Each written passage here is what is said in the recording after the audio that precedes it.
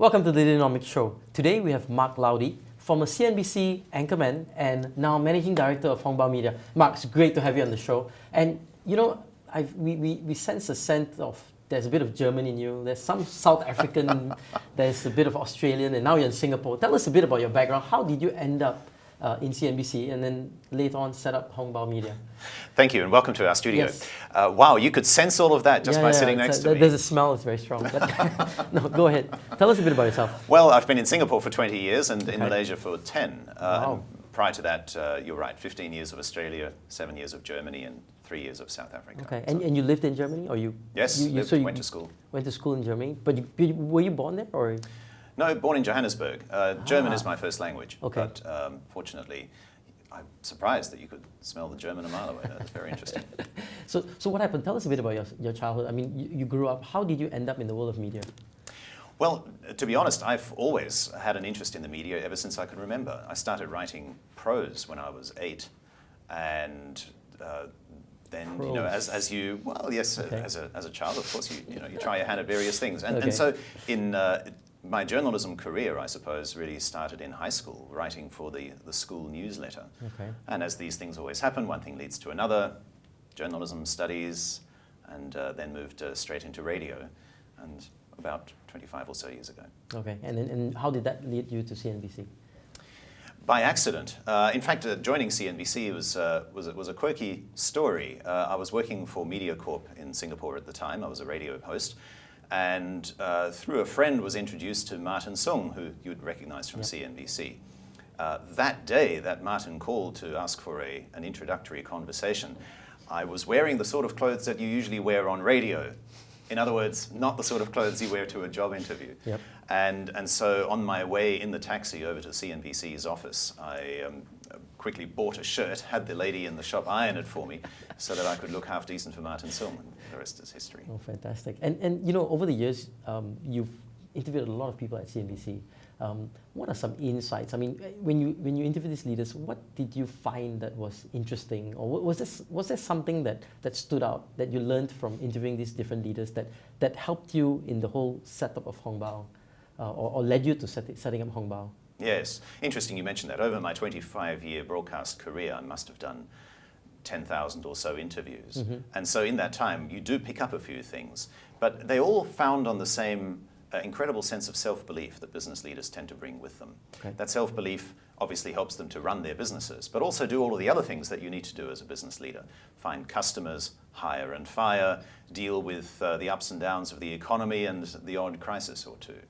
And that self-belief is really what then carries the day when really their strength is called upon. And that really is the hallmark of a leader, right. Somebody who has that self-belief and is able to project that to others. And what does that do? I mean, that enables the employees to rally around them, employees, customers around them, or why is that self-belief so critical? Well, if you don't believe in yourself, then you can't really expect anybody else to. And, you know, particularly in times of crisis, it's obviously very important for people to have somebody to look up to. People handle crises very differently. And by crisis, this could take various forms. Sure. It could just be a quarterly slump in sales. But in order to then overcome those issues, leaders have to lead. And while that sounds obvious, what does that translate into? Right. It translates into the actions that you take, the things you say, the way you project yourself. And there are some interesting stories I've heard over the years too. A CEO, for example, who was commenting about a bad day that he was having. The issue was very, very minor. Some small, you know, the sorts of issues that all CEOs face on a day-to-day basis. But he got into the lift looking quite solemn. And as he's riding the lift, he didn't say anything to anybody. In the lift with him were a number of staff members. And so very quickly the rumor spread that the company was going to go bust because they saw the look on his face. So think about that. When you're a leader, your staff who are standing silently with you in the lift are reading your every move. They're reading your facial expressions. Are you looking happy? Are you looking sad, as was the case here? Are you feeling buoyant? And that then immediately enthuses them or dampens them. And so in order to manage those, the water cooler talk, I guess you could say, in order to project yourself, you really have to have that self-belief at all times. You're on camera virtually all the time. And that's probably more true now than ever before. But I mean, on the flip side of it, too much self-belief also has led to so much distraction. I mean, Enron, and I mean, we have so many cases where the belief that I'm right and I'm only right, I mean, that there's too much of it has transferred into negative consequences. Well, how do you draw the line between that self-belief, but also being able to listen, to be able to be agile, to be able to adapt, to take other people's viewpoint and incorporate that into yours? Yes. Clearly there is a line, but it's also a huge grey area. And being able to demonstrate that self-belief without coming across in the ways that you described, obviously is something that's left up to the individual to find out. So is that why you set up Hong Bao Media? I mean, to enable yourselves to help leaders to be able to develop the self-belief, to be able to have presence, to be able to communicate in a way that, just your look on your face can communicate, different, can be so impactful. Is that part of the reason why Hong Bao was set up? Well, exactly. All behavior is communication. You're communicating now by the way that you're sitting there with the cards. Yep. I'm communicating by the way that I'm sitting. And so in order to have that awareness for the communication, the awareness of the impact you're having, it really starts with understanding what it is that audiences expect from you. And customers and staff expect different things.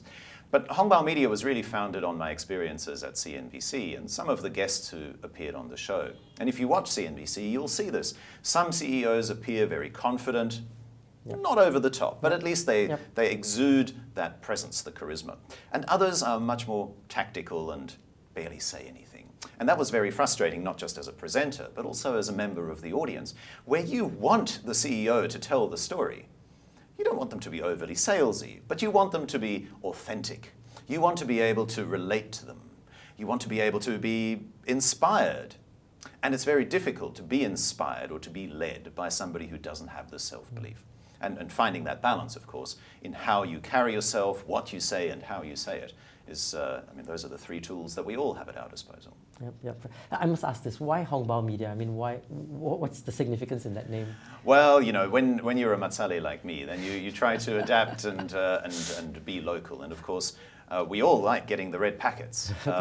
And so over the years, over the years, that's evolved into, I suppose, the desire to impart value to people.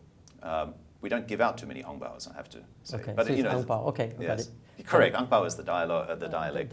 So it's Hong Bao is the. Okay. So that's the significance of that. That's the significance. And when you look at our logo, you see the Hong Bao, the stylized Hong Bao logo with the good fortune, but also good advice, wisdom coming forth. And it's obviously not just me, but our team as well. Okay. So tell me, what do you do at Hong Bao? I mean, how do you help a CEO, or how do you help leaders become better leaders just by the work that you do? Well, first of all, it has to be said that in this day and age where we are here in the Asian century, we really have a lot of work to do to build up the leaders of tomorrow. Why is it, for example, that when you turn the pages of Forbes or Harvard Business Review and the like, that we see a predominance of Western leaders? Now, you might say, well, there are cultural differences. They're just out there more. Yep. But our contention is that actually there is no real reason for why Asian leaders shouldn't be featured alongside, the Tim Cooks and the Steve Jobses and Mark Zuckerbergs of this world. And the business reasons for doing so are more stark now than ever. Okay. And so if you are to, so most leaders, I mean, just let me put a slightly different spin to it. I mean, in Asia, we do believe that, we have to be a little bit more humble. There's a certain, maybe it's a belief, maybe it's not real, but there's a belief that, if we talk about ourselves, if we project ourselves too much, it showcases, arrogance. It showcases, lack of humility. How do you counter that? I mean, but at the same time, we understand that there is a need to tell stories. There's a need to connect dots. There's a need to communicate, right? Yes. How do we reconcile this how would you reconcile this for many of these Asian leaders who struggle with this? Well, I certainly recognize that there are cultural differences, and that's kind of obvious. But, in Asia, we're also very much about consensus, and we're about balance. Yep.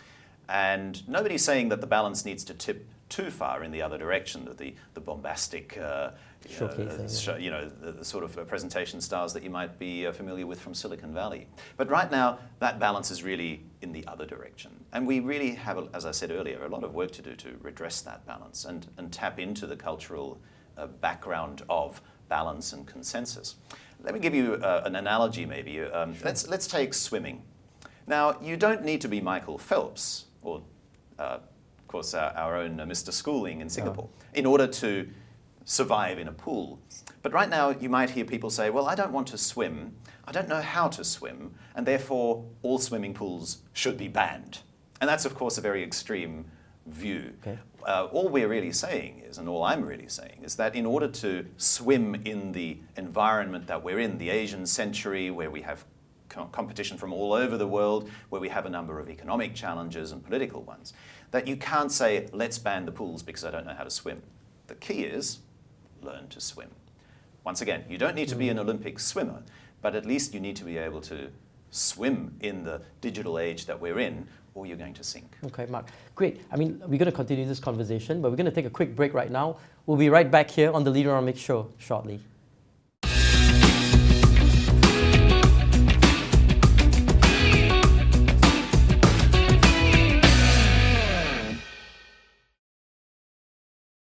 Welcome back to the show. We're speaking with Mark Laudi, and it's fascinating. We talked about leaders in the limelight. Like, are there specific skills that the leaders need to be successful in the limelight? I mean, you've interviewed so many leaders. You've trained many leaders, right? What are some specific skills that these leaders need to be successful in the limelight, or to be just successful as leaders, right? Well, that's just it. The limelight is everywhere now. You're always in the limelight, and I gave that example of the leader in the lift and people reading his face as an example. Yeah, and even when you speak today, I think there's social media, there's Facebook media Live, everywhere. Media everywhere. And let's say you're just giving a presentation, maybe at a conference or at a town hall meeting internally. That presentation is likely to be video recorded. Cameras just like these are going to be set up probably at the back of the conference hall. And chances are they're not just projecting your image at the rostrum up on the big screens next to the stage. Chances are they're streaming on Facebook Live.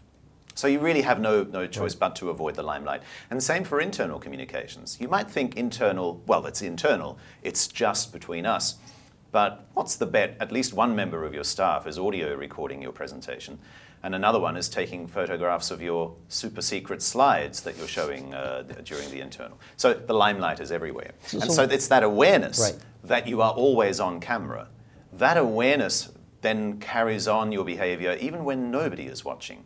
And you'll be familiar with management theory that says that the true grit of a leader is one who behaves in the limelight behaves in private just as much as they do in the limelight. Absolutely. So what would be skills that I mean, I guess you said awareness, but awareness can also cripple, right? I mean, some leaders, just being aware, they freeze. So what would be some skills, or what would be some things that leaders should be thinking about to develop, in terms of being good, to be, basically being good leader anywhere and any time and any place. Well, projecting yourself well comes down to three things: how you sound, what you say, and how you look when you're doing the presentation. So things like body language, the sound and modulation of your voice, as well as the content of what you have to say really count. And on that last point, it's really all about authenticity and empathy. Authenticity means that what you see is what you get. In other words, there is no veneer, there's no persona that people put on. They are in private like they are in public. And you only need to talk to Datuk Tony Fernandez or Sir Richard Branson to see examples of that. Similarly, in terms of the empathy, leaders don't just talk at people. They also spend a considerable amount of time listening and being able to relate to the problems that their staff or their customers bring to them. So once again, this communications, this love for communications then impacts not just how they present themselves in the media or social media, but also how they interact with customers. Are they able to hire staff, attract talent? And so the business outcomes for business leaders when they communicate are fourfold.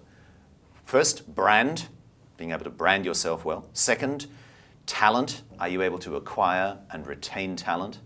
Third is the trust that you build in your audience. Do people see you on television, maybe hear you on the radio, read about you in the newspaper, and immediately feel, hey, I can trust this leader?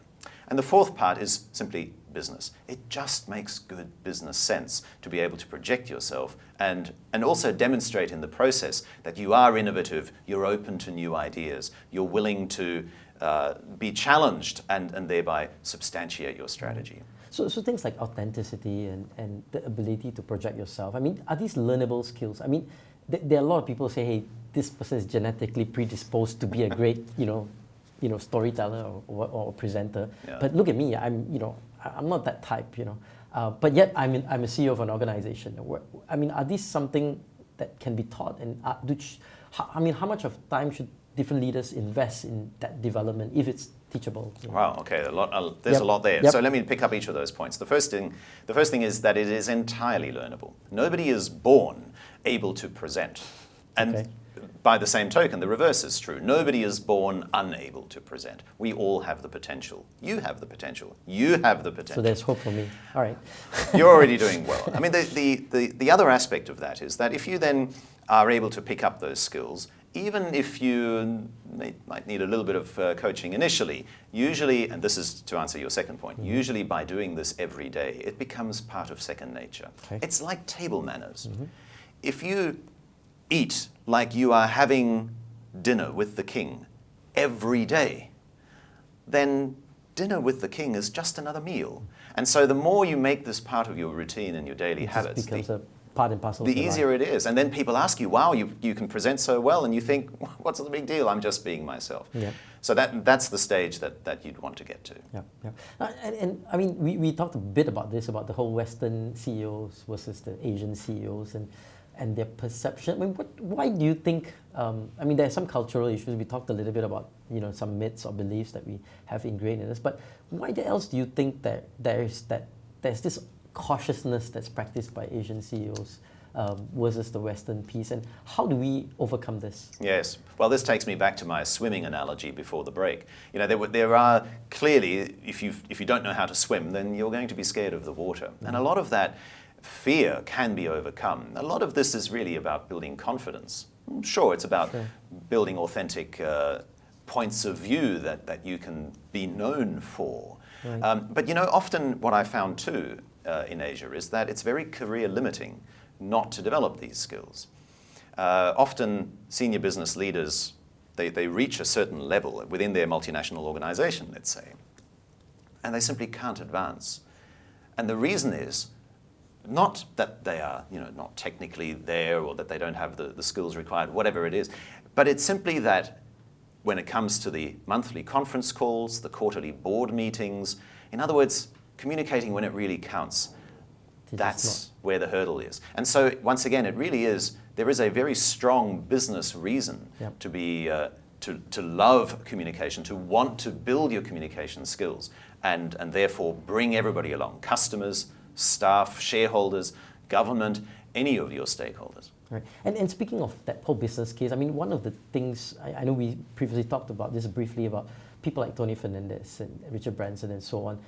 Jack Ma, for example, because of the fact that they have branded themselves or are able to communicate, they actually help drive the organization further, drive the brand of the organization. Is this something all CEOs should be working on, or should they continue to be authentic? And if they're introverted, they shouldn't be the brand. I mean, how do you reckon? I mean, some people just say, I can't be the brand. I don't want to be the brand. Jack is different. Likewise, Tony's different. How do we help these folks? Is there a middle ground, or do they really need to step up to become the brand? Yes. Well, firstly, authenticity is part of the story. It's not either or. And so clearly working on that authenticity and that desire to communicate is critically important. But it's interesting that you mentioned those names in particular. They're often cited, but they're not really the only ones. So when I hear people say, there aren't many good Asian presenters, it's false. I completely disagree. We started an award, the Hong Bao Media Savvy Award, which is really all about recognizing local business leaders, that is local Malaysian and Singaporean business leaders, no matsales, who can present well. Do you know, in the first round that we had in Singapore, we had 107 nominations. More than 100 nominations. So that goes to show that there are actually lots of people who can present. And those old reasons for not being out in the media, using social media, presenting, it's fast going out of style. We simply can't afford not to brand, not to attract and retain talent, not to build that trust. All right, Mark, we're going to take a final break right now. We'll be right back here on the Leaderonomics Show shortly.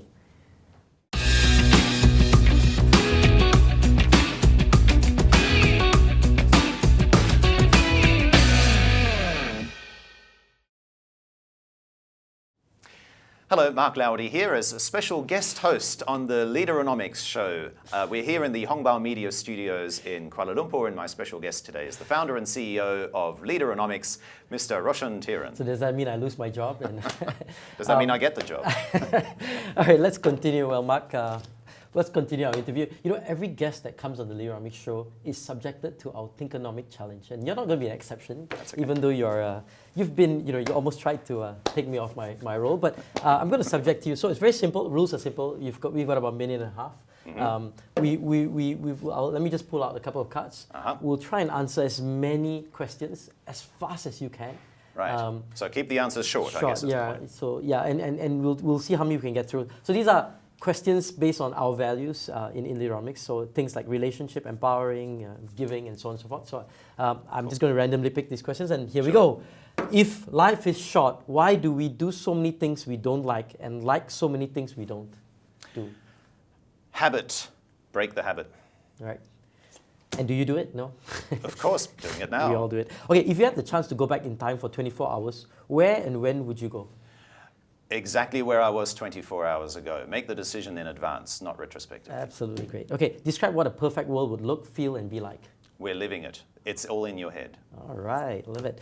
Name someone whose life you admire. What do you admire about them? You know, everybody has an admirable life. The difference is whether you recognize it. Okay. Is there a specific person or people that you would admire? No. Everyone.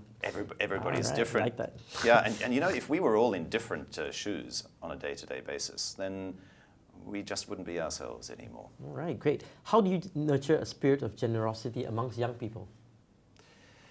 Well, generosity with giving of themselves, I assume, and not necessarily their money. Time, giving of, it can be giving of anything, right? Yeah. You know, hardship is a great fosterer of generosity. If you're having a bad day, go outside and help somebody. Okay.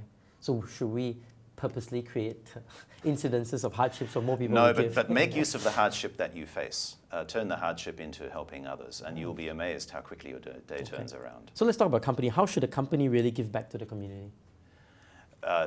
By embodying a sustainable business model. Okay. All right.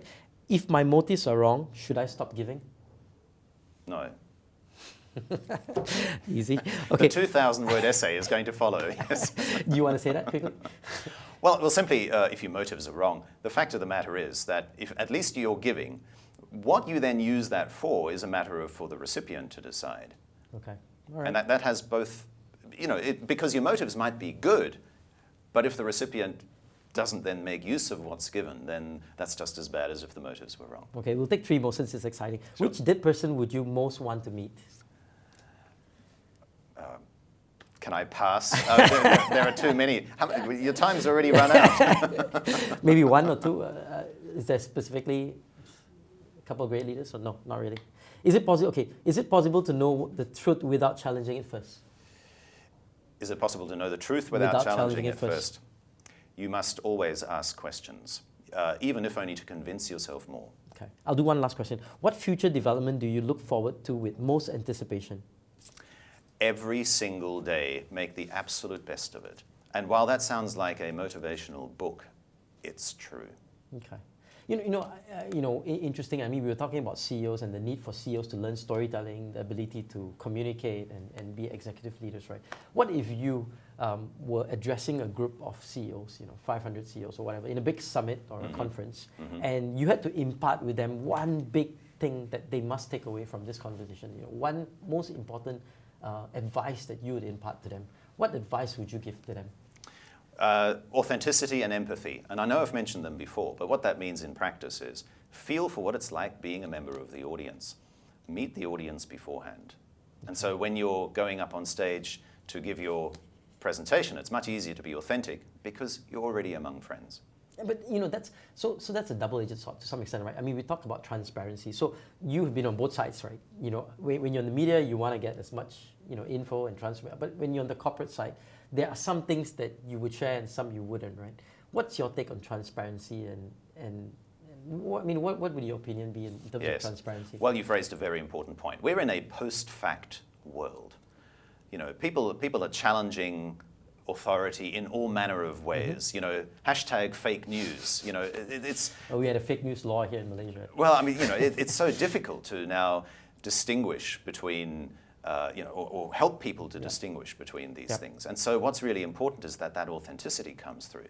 Authenticity doesn't mean that you go around, telling all of your competitors your secret sauce, for example. But it is about being honest. And you'll be surprised. People generally reward you for that. Being strong enough to admit the downsides, being sufficiently, believing in yourself, even as you talk about your weaknesses, actually just makes you stronger. Because if you don't, if everything is rosy, if everything is like the corporate messaging of 10 years ago, everything's fine and we're great and our company's perfect, people are not going to believe that in a post-fact fake news world where authenticity and empathy are so important.